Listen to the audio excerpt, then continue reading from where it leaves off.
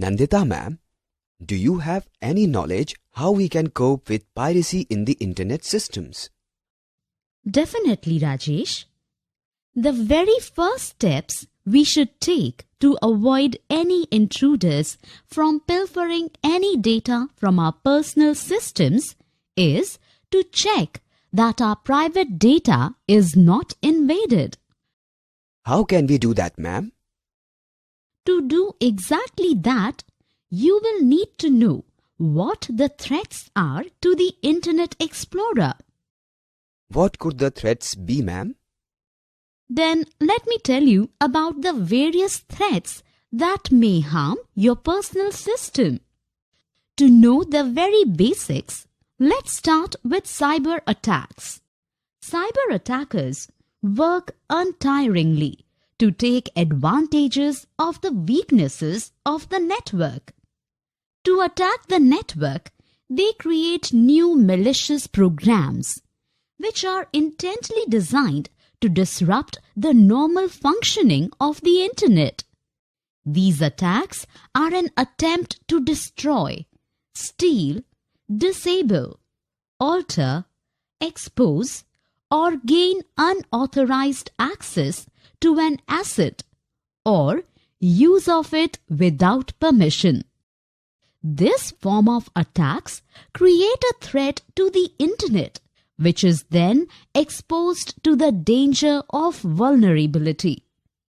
The term threat means a possible danger or vulnerability, and the risk is potential for loss, damage, or destruction of the system as a result of a threat exploiting vulnerability. When we talk about vulnerability, it is largely used to recognize the weaknesses or gaps in a security program. These gaps are exploited by threats to gain access to the system without authorization. Most of these cyber attacks are made to breach or break the confidentiality, integrity, or the availability, the three pillars of security, which, as we know, is called the CIA triad.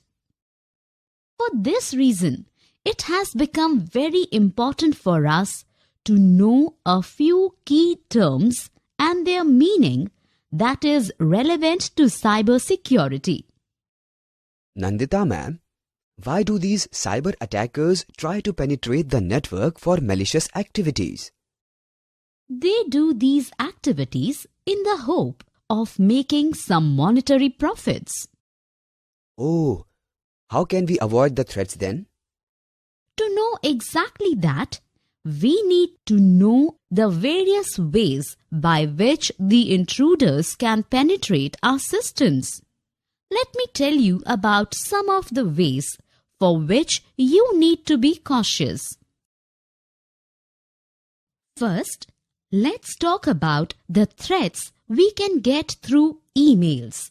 Can sending or receiving an email affect our systems, ma'am? Sure, Rajesh. There are possibilities. Here are some of them. When it comes to email, the most enormous malicious activity comes from spam mails. Spam mails are emails which are created by various agencies and sent to a large number of users. If you really list the number of emails that goes to and fro, more than 70% of the email traffic is really junk or spam mails sent by malicious agencies. Among the spam mails, a huge part is created by well-planned frauds to try and trap unaware users into their network. Their only motive is to cheat or steal your personal data and information. As you might know, that email does not cost anything to send or receive. For this reason, it is the most common medium used by cyber criminals to penetrate into someone's private information. Emails also do not involve much of technology, and it offers low risk to the cyber criminal. This has become a huge advantage for cyber criminals to use emails to send to unwary users, to manipulate the network and its users. Fraud agencies create lucrative emails. These emails offer fake opportunities to people who hardly know about the agencies. These fraud emails reach a very large number of users and offer good returns, as many users click on them and their attachment out of curiosity. They thus become victims of the frauds. Spam mails are generally designed to involve frauds on making friends online. It could offer a created genuine reason, as helping a friend who is abroad and who urgently needs money to pay off his rent bills or any other bills. Unsuspectful users may usually comply with such emails without knowing that is an email created by a fraud agency. So, with achieved success, such agencies get ahead by creating and sending more spam mails to large number of users. They mostly send mails which either asks or request to help someone to pay for his or her medical treatment, or offers about winning a big money in some unknown lottery draw, or one of the email service providers suddenly selecting you as a big winner. Wow, there could be such malicious and frauds. I was hardly aware of that factor, Nandita ma'am. Now that you know, Rajesh, so be careful before opening any email from unknown agencies. That I surely will do from now onwards, ma'am. Are there any other threats while using the net, ma'am? Yes, Rajesh, there's more. Let me tell you about social engineering. Social engineering, what is it, ma'am? Social engineering involves our connection with various organizations or societies. However, some among them may try to cheat us by engineering an artificial concept or program which offers help to us in times of our needs. But how would they do that on the internet, ma'am? There are various ways, Rajesh. Let me tell you with an example. As human beings, we're taught to trust each other. However, this trust is breached by many people with wrong intentions for personal advantages. Similarly, on the internet, there are also users who use to misuse this network to cheat or steal from other people information which might come in handy to them to make an extra profit. This is called social engineering. These intruders exploit the network by engineering such programs which trap unsuspected users into sharing personal information with them. After getting this information, they use it to manipulate the person. Take, for instance, a situation where a person receives an email from a fraud organization offering a lucrative job. Many among us will take this offer seriously, and as emails continue, they may send personal information as required by such organizations. Ultimately, what happens? We disclose so much personal information to an unknown organization that they will take advantage of the situation. The job offer remains a fake screen to hide their real intention. Can you see the danger to your personal side? Oh, this is really a very dangerous situation. We use the internet for so much purposes. Emails and offers from various agencies are regular. So we need to be very careful against such activities, Nandita ma'am. Definitely, Rajesh. There are various ways they try to intrude into the personal system through the internet. Really? What are the common possibilities that we who use the network may be invaded, ma'am? Let me tell you about the various threats then, Rajesh.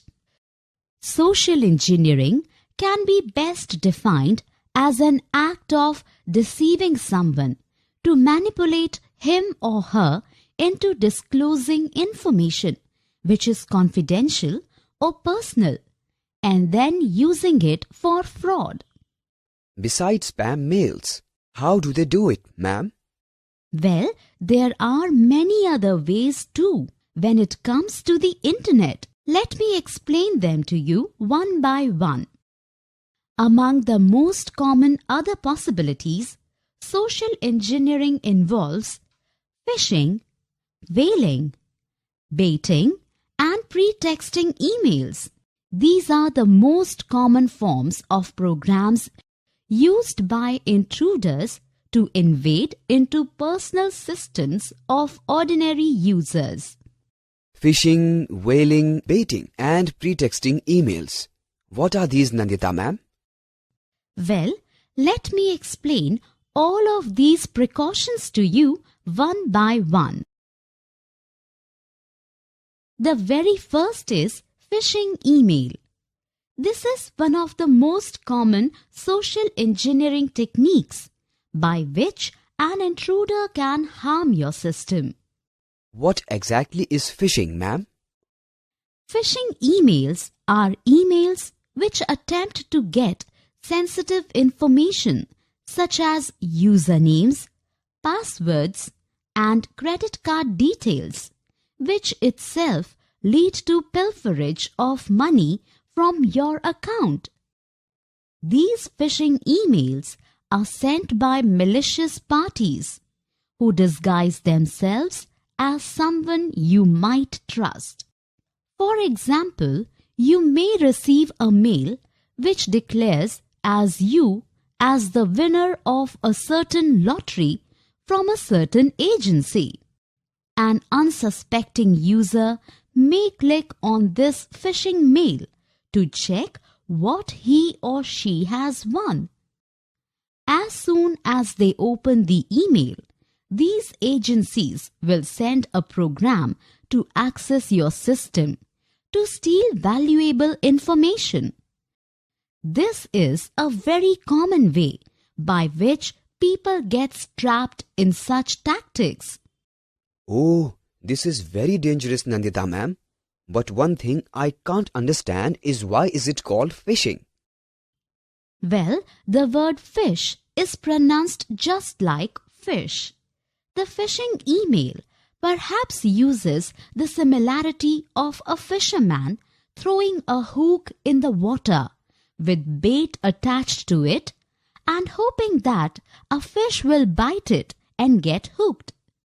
So, we may be hooked into a contraception set up by fraud agencies to gain personal information through the internet? Definitely, Rajesh. Wait, there is more how these fraud agencies work through the internet. Let's start with spear phishing. Spear phishing? For your understanding, spear phishing is another form of phishing email in which emails are sent to a small number of users, but bigger effort is put into making the emails look like it has come from a very authentic site, which is responsible for the organization. They may even profess to ascertain themselves as members of such a well-recognized organization, which can take you into assurance that you are secure with your personal information shared to them. These spear phishing is attackers who attempt to send a message to lure a specific individual into divulging personal data to them. For an example, you can take the case of a fisherman aiming for one specific fish with a spear, rather than just throwing a baited hook in the water. The attackers do their homework well to identify their targets by using information taken from social media and use fake or spoofed addresses to send emails that look authentic. Remember, Rajesh, even if an email service provider may look very professional and may seem to belong to a responsible organization, they may be fake. That's very alarming, ma'am. How can they harm us in any other ways? To understand such people, you will have to know about whaling and baiting. Whaling and baiting. Does that also belong to the phishing category, ma'am? Definitely, Rajesh. Let me tell you more about whaling and baiting. Even if the world uses the email service providers of various organizations, many individuals still receive fraud emails from trusted sites, which led to virus attacks to their personal systems or loss of valuable data. For this reason, we need to know about what whaling and baiting is in the cyberspace. Next comes whaling and baiting. What are these, ma'am? When we come to the term of whaling, it is applied to phishing emails which target the senior executives of an organization who are in control of many subordinates. By this way, an intruder can get vital information about the organization and will have an understanding how to manipulate the organization for personal profit. After that comes baiting. Baiting is another method by which a hacker promises an item or a good to tempt an individual or an organization. He or she may offer users free music or movie downloads, but ask you to first surrender your login details on a certain site. These details are often misused later on. There are cases where such persons throw a pen drive where pedestrians commonly used to frequent. Some unsuspectful person may pick it up and try the application on their system. However, these gadgets often contain malicious software which is intended to penetrate your personal system to steal data. There are other times when pen drives are distributed freely at a petrol pump or any other social outlets, with the device loaded with the advertisements of the distributor company. If you use such a pen drive, make sure that the programs fitted inside is not malicious. These attempts are made to infiltrate a person's personal data on the net. Mostly, they contain malicious content with an attempt to corrupt your computer. Ideally, do not use such pen drives, and if you have to use them, then clean it on a reliable system before using. So, Nandita ma'am, even free pen drives can be dangerous to our personal systems? Definitely, Rajesh. Wait, there is more. Next comes the part of pretexting. What is pretexting, ma'am? When we use the term pretexting, It is a form of operation which is used by various individuals in dubious social engineering to create a very presentable scenario of their motives to earn the confidence of unsuspectful users of the internet. Their main intention is to illustrate a scenario and use it to steal someone's personal information. For this reason, this kind of phishing is called pretexting, as they send a textual subject to convince the victim to lucrative offers. These types of attackers pretend that they just need only little bit of information from the victim in order to confirm his or her identity. Among the examples, cyber criminals mostly interpose themselves firstly as professionals who are expert in a certain area of software. However, it is not to be taken for granted. Many are just frauds who just wish to intrude into your personal information. These people works just like cases we often come across news, where certain agencies invite unsuspecting girls to pose for modeling and then use their pictures for wrong purposes. First, they will create fake stories about the personality of the girl and then sell the information to the market. This creates so much embarrassment to unsuspectful girls who has a dream of join a modeling industry but get something in return. Wow, there is so much crimes in the cyberspace. Is there anything more, Nandita ma'am? Definitely, Rajesh. Do you know about email spoofing? What is it, ma'am? Spoofing, as you might know, is a technique which is enormously used by cyber criminals to cheat an unsuspecting individual into lucrative offers. Just how do they do that, Nandita ma'am? Email spoofing is a specialized technique used by most cyber criminals to lure an individual into an email with offers with forged documents confirming their authenticity to a certain organization. These people take advantage of the flaws in the core protocols for emails. They find the missing gaps in the network and then they create dubious emails to attract individuals by sending bulk emails to their personal accounts in their sites. Many users who were not very much used to the internet fall for such traps and became common victim to these frauds who will at the end cheat them of their own valuable information. They even use a sender's address, which might be a known person to you.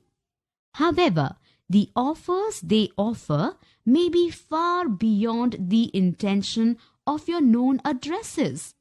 So, be careful when you receive such spoof emails.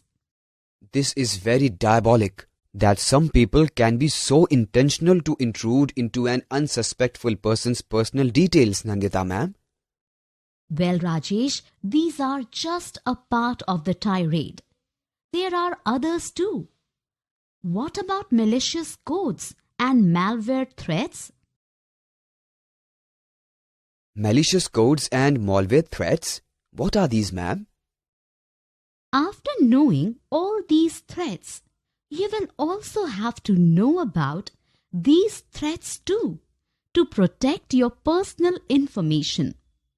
For that, you will need to know about the malicious codes and malware threats that can attempt to destroy your personal system. For that, you will need to know about the malicious codes and malware threats that can attempt to destroy your personal system.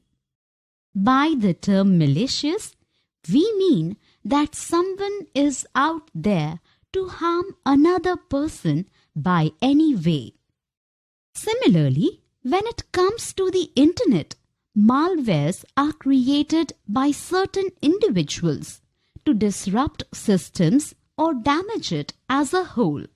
These malwares are also designed to gain authorized access to a computer system which may be your own. These intruders create programs which try to intrude a large section of the systems used by ordinary people to spread a malware or to propagate a program which is hardly in your interest. Intruders create malware which infect computer systems by being attached to programs or as macros attached to files. There are malware that get installed simply by exploiting some vulnerability in the operating system of your system, which is ideally known as OS. These devices in the network or other software, a hole in a browser, is only required by an intruder to visit a site which you frequently use and then infiltrate your system at the end. Most internet users unknowingly click on certain sites, which leads them to click on sites which offers profitable gifts. These sites often leads us to frauds. For this reason, we need to be careful when we click on any sites. This is good information, Nandita ma'am. However, I am still at query how our threats can be classified while using the internet. Then, let me tell you in detail how our network threats can be classified. Actually, Rajesh, there are so many models by which you can ascertain the threat classification to the information security system. However, let me explain to you simply. Please explain to me simply, ma'am. Simply speaking, information system security threat classification is based upon several models, and the classification of the threats depends upon the criteria of the source, whether internal or external. Who is the agent? What is his motivation or intention? And what the impact of the attack is. For the classification, we need to group the types of threats into account. After that, we need to find a method of propagating the message to the social media about such sites, which may be run by agencies with malwares. So, Nandita ma'am, we need to be aware of so many things while operating on the internet. Definitely, Rajesh. However, there are more ways an intruder can harm you. Here are some. These threats include computer viruses, worms, Trojan horses, logic bombs, spyware, adware, and backdoor programs. For that, we will look into the next module. To go for a recap of what you have learnt so far, just click on any of the buttons on the screen. Cyber attackers works untiringly to take advantages of the weaknesses of the network. To attack the network, they create new malicious programs, which are intently designed to disrupt the normal functioning of the internet. Spam mails are emails which are created by various agencies and sent to a large number of users.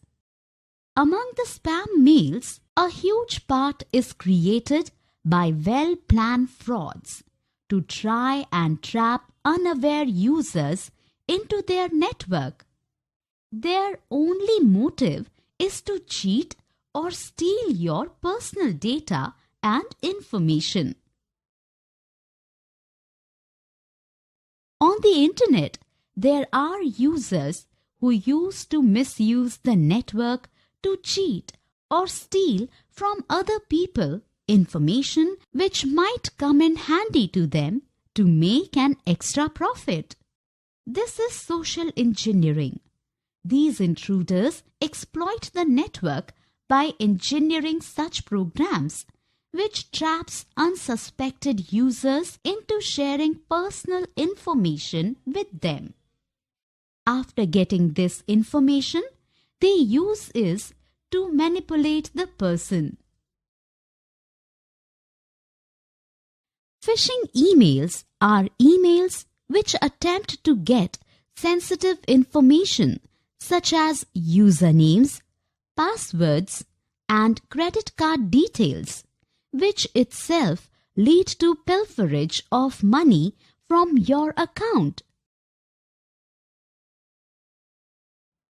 Veiling is applied to phishing emails, which targets the senior executives of an organization who are in control of many subordinates.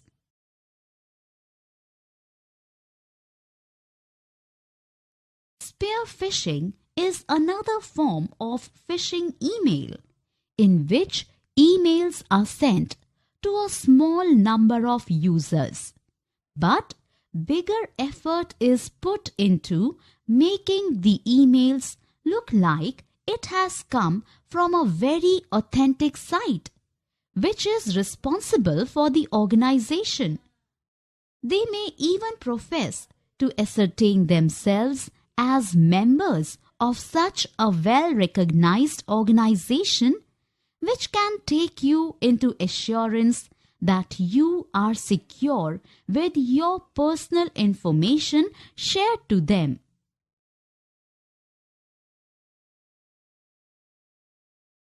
Baiting is a method by which a hacker promises an item or a good to tempt an individual or an organization. He or she may offer users free music or movie downloads, but ask you to first surrender your login details on a certain site. These details are often misused later on.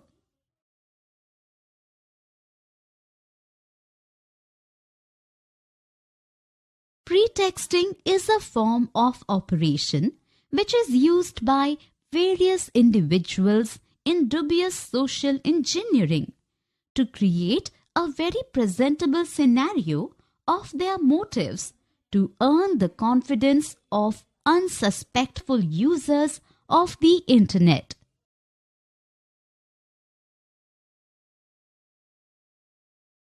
Malicious codes or malware threats are designed to gain authorized access to a computer system which may be your own.